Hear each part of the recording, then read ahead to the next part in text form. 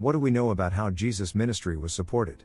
He was not a Levite or priest, so he didn't qualify to receive tithes, first fruits, or other mandatory offerings under the law. Most of his disciples were not Levites either. Jesus was a rabbi, a traveling teacher. Dr. Alfred Edersheim explains from historical sources that rabbis would usually have a profession, but they would take ministry trips and hospitality was expected.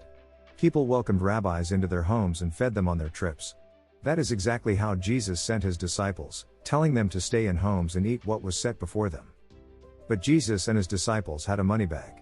Where did the money come from? Luke 8, 2-3, tells us that Mary Magdalene, Joanna, Susanna, and other women were helping to support Jesus and the disciples out of their own means. Jesus' ministry was supported by free will giving, not by any of the tithes or regulations under the law.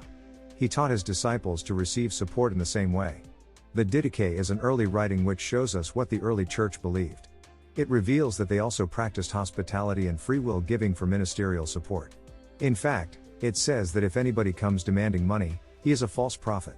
If you are in ministry, can you trust the Holy Spirit to lead people in their generosity? If you are a giver, do you give to those who demand it or to those who trust God and let the Holy Spirit lead you? I'd love to hear your thoughts in the comments. Subscribe for more content that challenges the religious status quo and challenges you to walk in God's glory every day.